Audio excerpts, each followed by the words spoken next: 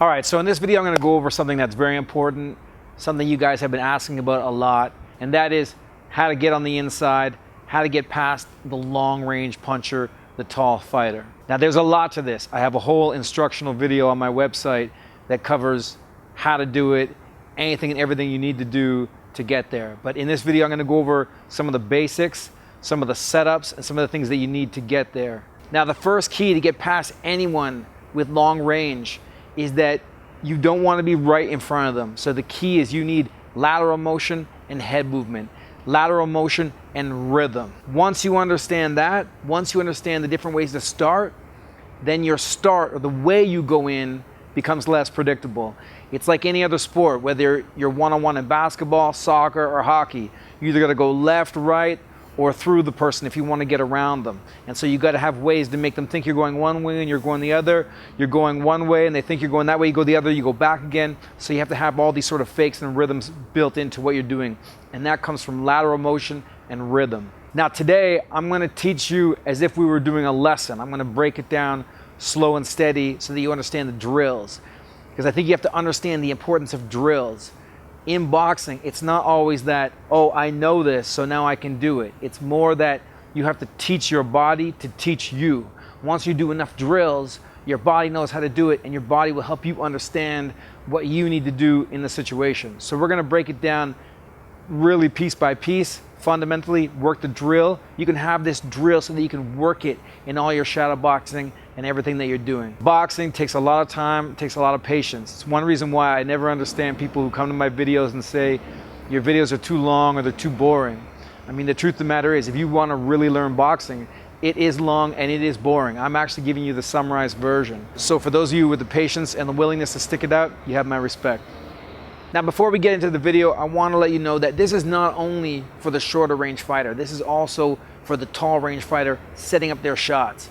A great example of a taller fighter is watch Tommy Hearns. Watch his head movement, the shoulder dips, all of that going around. For a mid-range fighter, there's no better example than Marvin Hagler.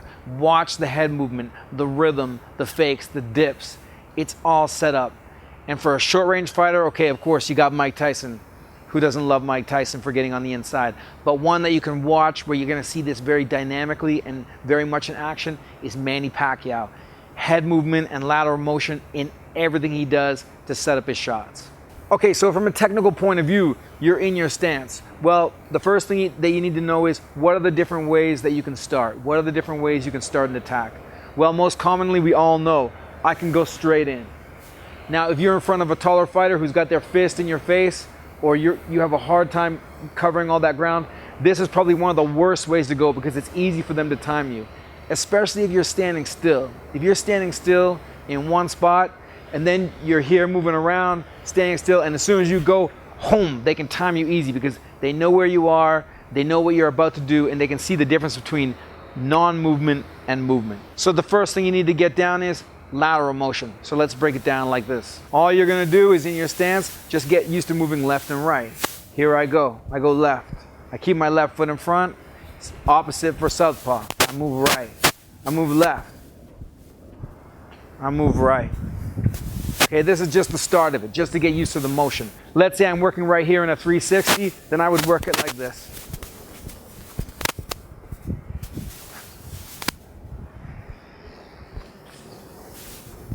Okay, so we have two types of footwork for lateral motion. More of the walk, okay, and more of the gallop. Okay, and all of this is broken down in my footwork video for more comprehensive insight on that. But if you already know it, then this is how you start. So you're moving around with different types of footwork. Now your head is on top of your body, moving side to side. A person trying to hit a stationary target is easy. All of a sudden you start moving laterally, that target becomes a little bit harder to hit. But your head is only as mobile as your feet. Your head is moving at the same speed as your feet. So you still have to rely on your guard. You have to rely on trying to get past this long-range fighter. It's still not going to be easy from that movement. So what do? Well, you start to add dips with your footwork, and this is where the magic starts to happen. If I'm here and I move to the left, I'm going to go dip. I'm going to dip as I move. Breaking it down, very simple. I dip. Okay, I dip as I move. I dip. I want to go back, I dip. Dip. Dip. Dip. Dip. Now the next part is on the end of your dips. When you stop and start, you're going to keep your body toggling. Now before we get into that, let me explain why you want to toggle and move your head while you dip and move your head while you stop and start. There are about 5 ways to go in when you start with your attack just with the jab alone. 1 is you're going to go straight in. 2 is you're going to slip left and then go. You're going to get past the guard. Notice I took a little step forward. That gets me in a little bit closer. I slip, I get past that, and then I go in. Number 3 is I'm going to slip right. See how I take my foot, I sneak it up a couple inches. I sneak it up, boom, and then I go in. That's the 3rd way. 4th way is that I'm going to go underneath. I'm going to go low, jab to the body. 4th way and 5th way are almost the same. 5th is I'm just going to slip as I go. Those are about the 5 main ways to go in on the jab. Each one of them has sort of a little telegraph point.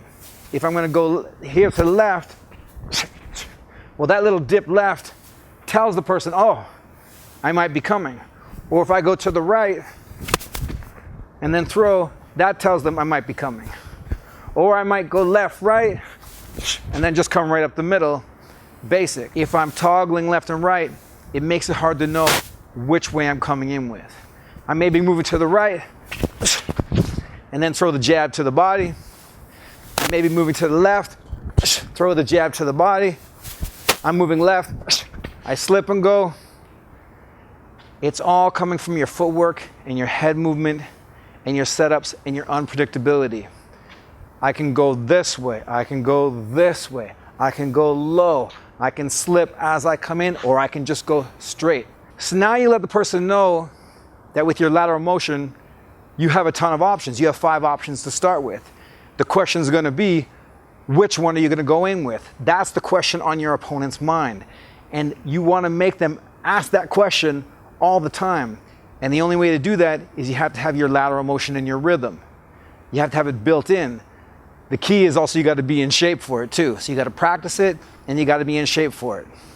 So here's how we're going to work the drill. I'm going to go like this. I'm going to go left, right, left. And when I go left on my 3rd time, I'm going to dip and I'm going to step. So watch. Left, right, dip and go. Now remember, I'm teaching you this in a drill format. So once you get fluid, it's going to come a lot more naturally. You're going to connect it together. But you got to start with the pieces first. Here we go. Left, right, dip and go. Now when I get to the end over there, I'm going to go left, right, left, dip, and go back. So here I go, I'm in my rhythm. Now, it doesn't have to be just 3. I can just keep going like this. I can keep going like this. And then dip. And then I'm in my rhythm. Dip. Rhythm. Dip. Rhythm. Dip. I dip and I step. See, I let gravity take me. Gravity takes me and I go. Gravity's pulling me, I'm relaxed. Gravity. Gravity.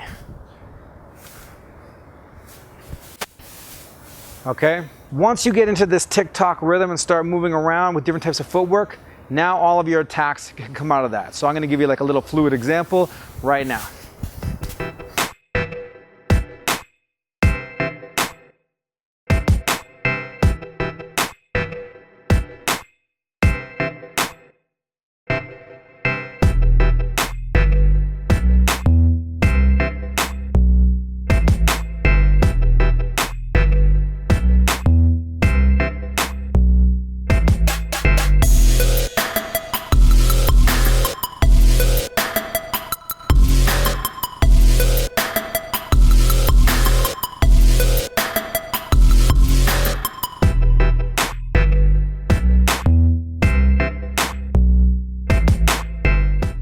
Okay, so that's a fluid example, just using the jab to start.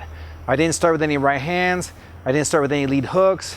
I didn't really go to the body with anything. There were a number of things I did in there. Move to the left, fake, come back to the right. Fake. Move to the left, slip left, throw. Move to the right, fake to the body, throw upstairs. Move to the right, move my head, go. Move my head, move my head, move my head, come straight up the center, the predictable way. The predictable way will be less predictable when there are a bunch of other options at play. If you only have one option to come in straight, then you're predictable. Moving around again, faking, slipping while going in, and working through with the double jab in the right hand. So you can see that once you get that rhythm going, you can start to attack a number of different ways, and you can start to make it look like you're about to attack. So not only does your opponent not know what you're going to come in with, are you going to come like this, are you going to come like this, but they don't know when you're going to come, because it looks like you're about to, and then you don't, and then you don't, and then you don't, and then you do. This sort of thing, building in the lateral motion and the rhythm, never being right in front of the end of your opponent's fist. You're there, easy to track. You come in, home, a little bit of motion, and all of a sudden, this long-range opponent has a whole bunch of other problems on their hand. What are you coming with and when? Once you get the feel of the drill, then the drill is going to teach you, then it will become part of you. But you get the drill down, work it for months, and then you're going to see your boxing go up another level, especially if you're a beginner. I'm in my rhythm, tick-tocking back and forth. I dip and I step. In my rhythm. I dip and I step. In my rhythm. I dip and I step, I dip and I step. I dip and I step, I dip and I step. Now I don't always have to dip while I step. I can just move and then dip. Move and then dip. Tick tock, tick tock. Now the other thing I didn't talk about is adding in the duck as you go. Watch this. Instead of always here, I go here. I go here and then I tick tock. I go under. Now your head is moving all over the place. Tick tock, underneath. Right? Because going under to attack is another thing you can do. Jab, go under. You've all seen that classic Tyson move. So you get your head and your feet moving all over the place in a relaxed way, letting gravity work. And now all of a sudden you're a lot harder to hit. Watch Manny Pacquiao. You're going to see this through everything he does. Here I am. Duck, dip, dip, tick tock, dip, tick tock, tick, dip, duck, dip, dip, duck, tick tock. Okay, so once you get that going, and then you start getting your attacks out from there, it's going to be a lot easier for you to land on your opponent. Now, one thing, it is hard to change direction. So if I'm moving quickly like this, it's going to take more force out of my back foot to go forward. So you might want to move this way when you're really trying to set up lateral motion, make yourself hard to hit.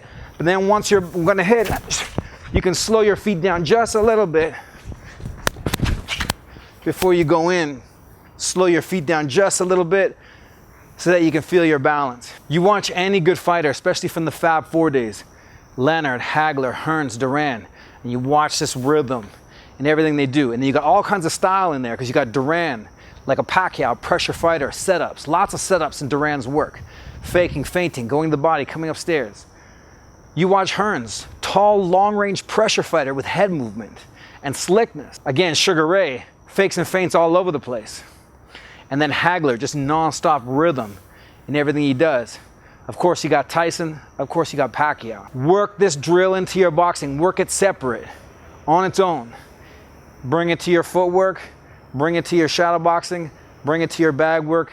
Then bring it to your sparring. And this sort of rhythm, I'm doing with my hands down just because we're doing a drill and I want you to see my head and my body. But here, you'd be here. Hands up by the chin or hands out.